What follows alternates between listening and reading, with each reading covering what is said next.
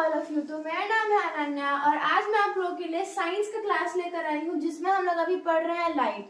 तो आज का मेरे पास पार्ट 5 है और अगर आप लोगों ने अभी तक पार्ट 1, पार्ट 2, पार्ट 3, पार्ट 5 नहीं देखा है तो पहले उन सब को जाकर देखिए, क्योंकि उन सब में इस लाइट चैप्टर का पूरा बेस होगा, तभी आप लोगों को ये चीज समझ में आएगा।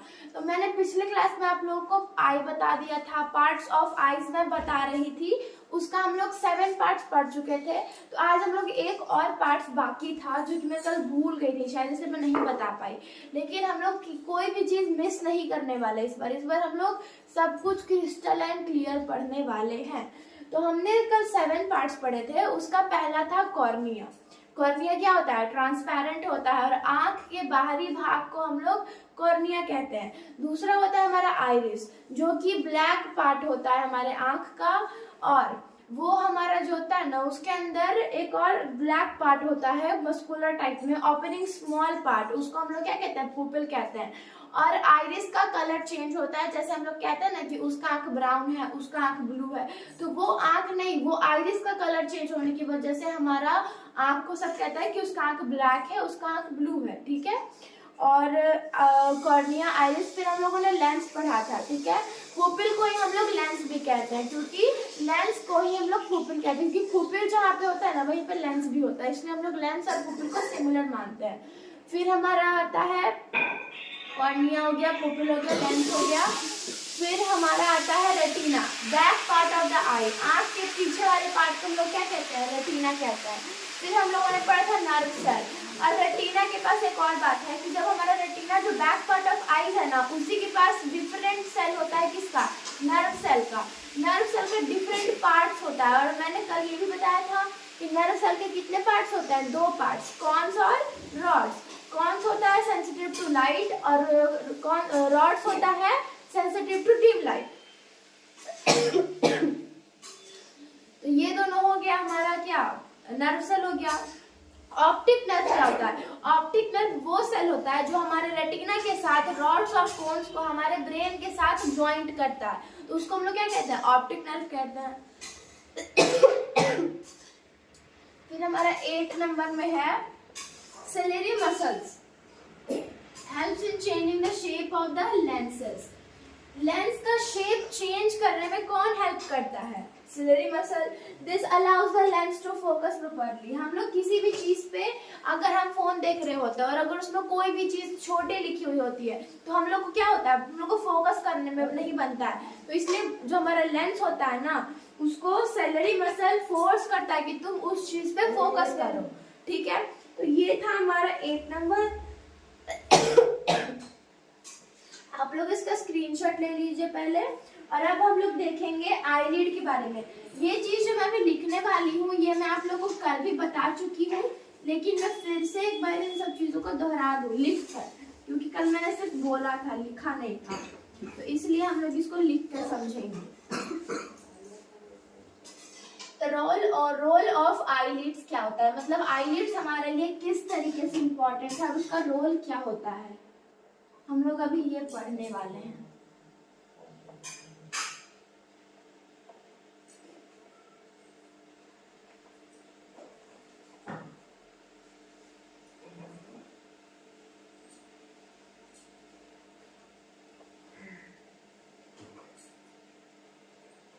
Role of eyelid.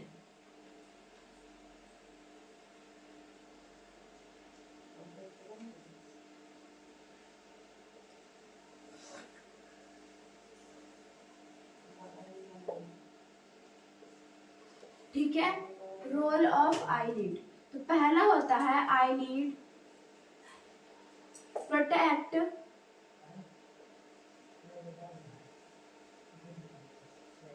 Protect eyes from foreign objects।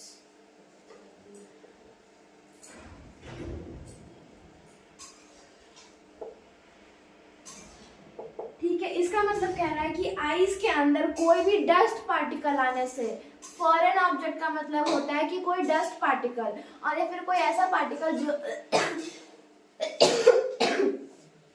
जिसके आंख में आने से हमारे आंख को दर्द होगा, कोई प्रॉब्लम हो जाएगा, हमें डॉक्टर के पास जाना पड़ेगा, तो उसके लिए आईलिड हम लोग को हेल्प करता है। और एक और पॉइंट आता है कि आईलिड ब्लॉक लाइट, आईलिड जो है लाइट को भी ब्लॉक कर देता है। Eyelid block light when it is not needed,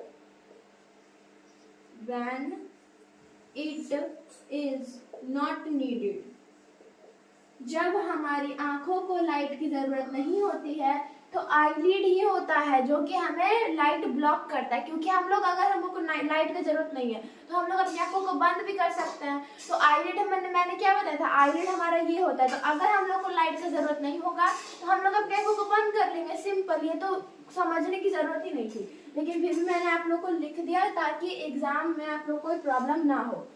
तो हमने क्या क्या पढ़ लिया, हमने पढ़ लिया पार्ट्स ऑफ आइज पढ़ लिया, फिर हमने आईलिड का रोल पढ़ लिया है, तो यानी कि ह्यूमन आई के बारे में पढ़ लिया। लेकिन अभी हम लोग पढ़ेंगे कैसे हम लोग अपनी आंखों को प्रोटेक्ट कर सकते हैं, वर्किंग ऑफ आइज पढ़ सकते हैं, और भी बहुत सारी चीजें कि अगर हमारी आंखों को कोई भी इंजरी आ जाए तो उसको किस तरीके से ठीक कर सकते हैं, या फिर इंजरी ना होने के लिए हम लोग को क्या क्या करना चाहिए अपनी आंखों के लिए। तो ये चीज हम लोग पढ़ेंगे आगे। पहले आप लोग इसका स्क्रीनशॉट ले लीजिए।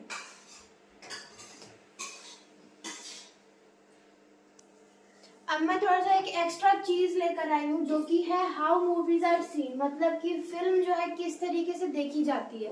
वैसे कौन कौन, ऐसे तो मैंने आज तक थिएटर में जाके मूवी नहीं देखा है, लेकिन अगर आप लोग में से किसी ने थिएटर में जाके मूवी देखा तो प्लीज मुझे कमेंट में जरूर बताएं। मैंने तो बस घर पे ही कुछ एक आधो मूवी देखी है, मैं उतना मूवी भी नहीं देखती हूँ। लेकिन हम लोग आज जानेंगे कि how movies are seen. Movies consist of separate pictures. Movies जो होता है ना उसके पास एक अलग अलग अपना एकदम फोटो होता है, तभी तो सीन देखते हो, उसको हम लोग कहते हैं सीन। कि ये सीन, ये हमारा डरावना सीन था, ये डेंजरस सीन था, ये सीन था, ये सीन था। तो मतलब सेपरेट सीन्स मूवीज के पास होते हैं जो कि डिस्प्ले कैसे होता है, सीक्वेंस में। मतलब कि पहले हमारा एकदम नॉर्मल सा सीन आएगा कि हाँ यहाँ पे हम लोग को इंट्रोड्यूस करवाया जाएगा कि हाँ ये है, ये है, और उसके बाद फिर हम लोग को पता चलता है कि इसमें विलन कौन है, फिर हीरो कौन है, हीरोइन कौन है। तो उसके बाद सीक्वेंस में जो हमारा मूवीज चलते आता है ना उसको हम लोग कहते हैं सीक्वेंस, डिस्प्लेड सीक्वेंस। हर एक सीन को वो लोग पहले बांट के रखते हैं, उसके बाद उसको एकदम लाइन से एकदम वो डिस्प्ले करते ताकि हम लोग को समझ में आए कि इसमें विलन कौन था, हीरो कौन था, हीरोइन कौन थी। ठीक है, तो ये मूवीज के बारे में हम लोग इस तरीके से किसी को बता सकते हैं। फिर this picture moves across the I at a rate of, हमारी आंखों के पास 24 पर सेकंड पे हर एक सीन हमारी आंखों के पास पहुंच पाता है। ठीक है, creating the illusion of continuous motion. और इस मूवी को देखने में हमारा जो आंख होता है वो कंटिन्यूअसली मोशन में होता है। मतलब कि अगर यहाँ पे मतलब टीवी यहाँ है, ठीक है, और अगर टीवी छोटा ही है फिर भी टीवी के अंदर यहाँ मारपीट हो रहा है, यहाँ पे कोई खाना खा रहा है, तो वो लोग हम लोग आई को मूव करके देखते हैं, ना कि बैठे बैठे एक जगह से देख लेते हैं।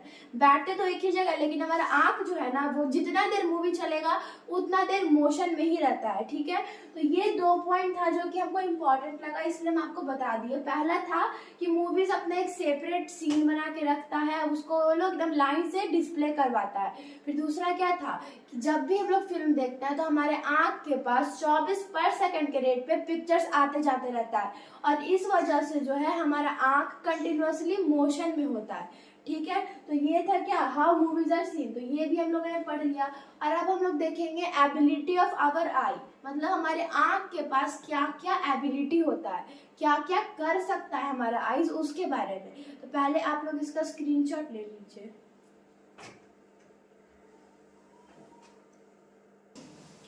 अब हम लोग देखेंगे आईज एबिलिटी टू सी, मतलब आईज के पास क्या क्या एबिलिटी होता है देखने का। ठीक है, तो पहला हमारा था I can focus on both distant and near object, मतलब हमारा आंख जो है वो दूर की चीजों को और पास की चीजों को, दोनों चीजों पे फोकस अपना रखता है। मतलब कि दूर की चीजें भी हम लोग देख सकते हैं और पास की चीजें भी हम लोग देख सकते हैं। तो आई कहाँ, उन दोनों चीजों पे फोकस रखता है।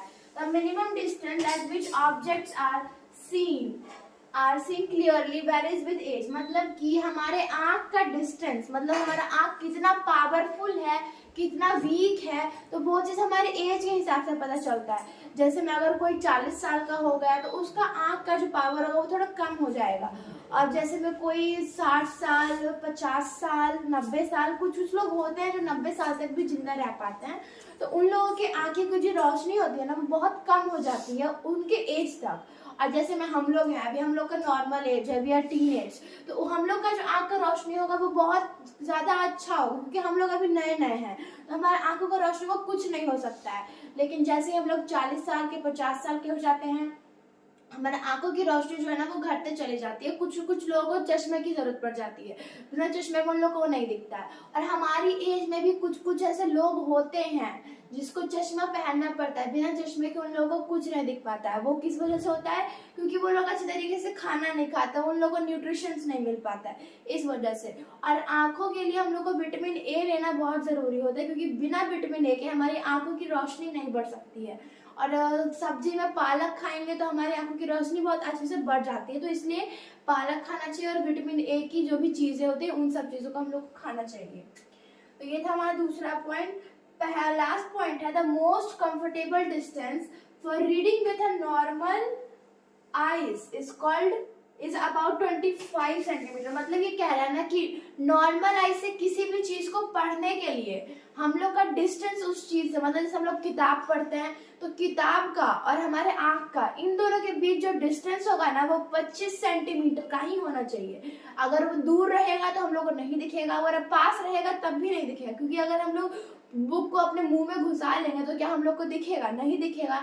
इसलिए हमारे आंख को और उस बुक को हमारे आंख से बुक 25 सेंटीमीटर का दूर होना चाहिए, तब हम लोग को अच्छे तरीके से क्लियरली दिख जाएगा। और एक और पॉइंट होता है कि कुछ लोग ऐसे होते हैं ना जिनको दूर की चीजें दिखती है, पास की चीजें नहीं दिखती है। और कुछ लोग ऐसे होते हैं जिनको पास की चीजें दिख रही है और दूर की चीजें नहीं दिखती है। तो इस चीज को हम लोग किस तरीके से ठीक कर सकते हैं? तो इस चीज को ठीक करने के लिए हम लोग को चाहिए होगा सब्टेबल लेंसेज। इसको आप लोग लिख लेंगे।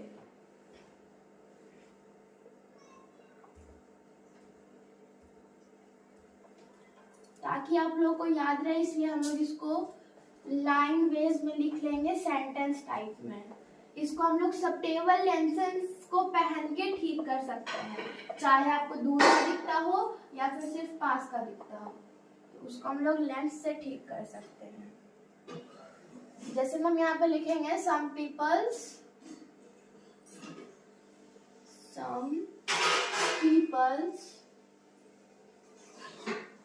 able to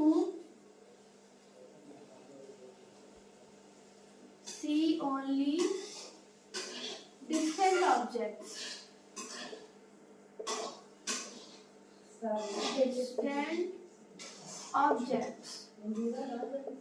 Or others were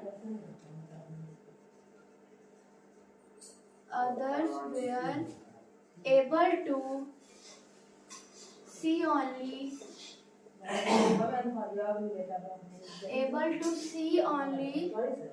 others were able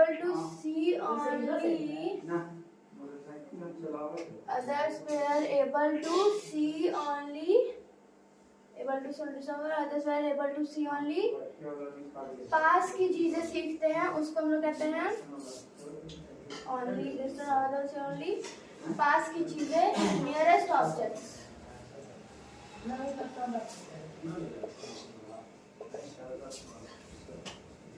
आप लोग इसका स्क्रीनशॉट ले लीजिए, ठीक है?